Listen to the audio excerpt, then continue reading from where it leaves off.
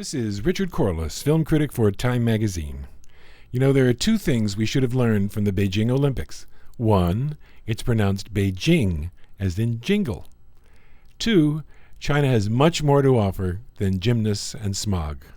It has great movies, too. For almost a century, China, and then Hong Kong and Taiwan have been producing wonders that the world is just beginning to appreciate. So if you're in withdrawal from the runners and jumpers, the swimmers and the beach volleyballers, take refuge in your video store. From the three Chinas, here are 10 movies that have earned the gold. Ruan Lingyu was the diva of the flourishing Shanghai silent cinema in the 1920s and 30s. In the grandeur and passion of her performances, she was compared to Greta Garbo, but Lingyu's private life was much more chaotic. Denounced in the press for her loose woman roles, Ruan took an overdose of sleeping pills and was dead at 24. Her suicide note read, "Nothing matters." She mattered, though, to her millions of fans, certainly to the tens of thousands who crowded outside the funeral home. 3 women killed themselves in homage to the first great star of Chinese cinema.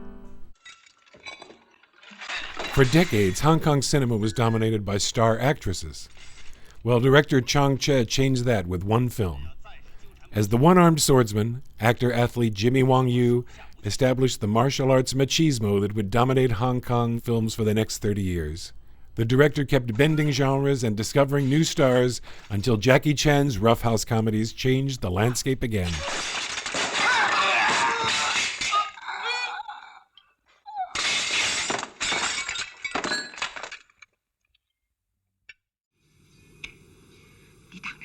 Taiwan produced the most popular action films of the 60s, and its top director and portraitist was King Hu. His masterpiece was A Touch of Zen, a 3-hour epic featuring martial arts choreography on a grand balletic scale.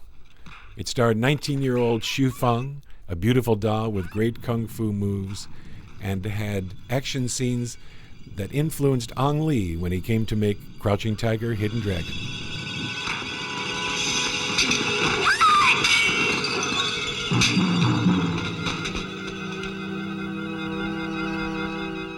The stars of Chang Che's movies, and Bruce Lee, who was the first big star to break through in the United States, were very serious people.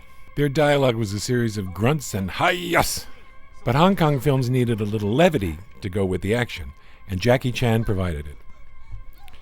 A little guy who wasn't afraid to go ow when he got hit, Jackie was the hero every other little man could imagine himself to be. Jackie was not only the star, he was the writer, director, and action coordinator for most of his movies. Here's one of the best, Police Story. And watch him chase a bad guy by sliding down a 4-story pole strewn with Christmas tree lights. Ow and wow. It was so fabulous, he shows it 3 times. One of the first instant replays in movies.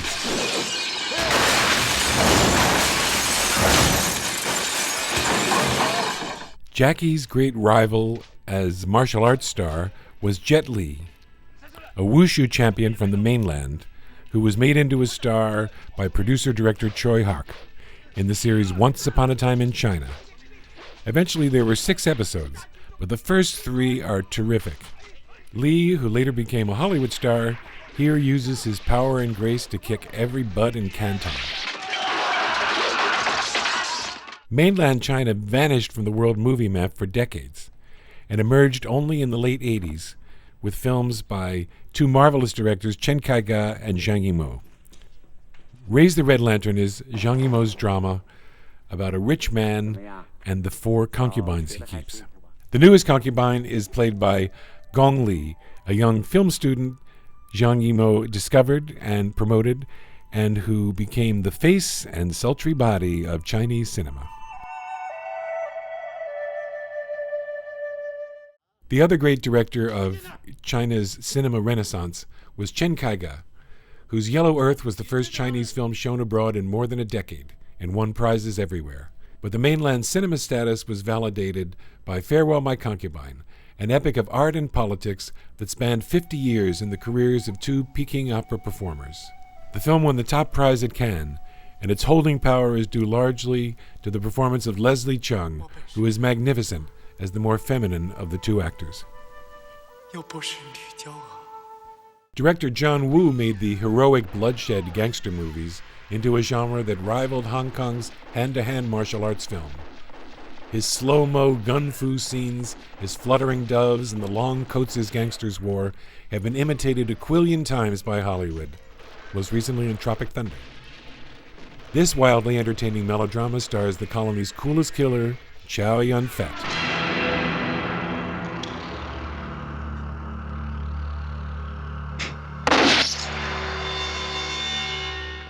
Director Wong Kar-wai's dreamy, smoky, hyper-romantic movies made them the most influential films of the 90s.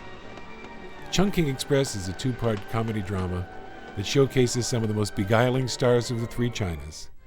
Bridget Lin and Takeshi Kaneshiro from Taiwan. Do you like pineapple? The mainland's Elfin Fei Wong and Hong Kong's Tony Leung Chiu-wai. Ang Lee was born in Taiwan, schooled in the United States, and made a hit movie, Sense and Sensibility, in Britain. But he went to China for his biggest success ever, Crouching Tiger, Hidden Dragon, which takes the films of King Hu and Chong Che and brings modern technology to them. With fabulous star turns by Chow Yun-fat, Michelle Yeoh, and Zhang Ziyi, Crouching Tiger, Hidden Dragon became the all-time top-grossing foreign film in the United States. So there you have it, 10 Chinese masterpieces, a veritable decathlon of cinematic arts and martial arts. This is Richard Corliss, your Western guide to Eastern films, saying, "Xie xie, everybody."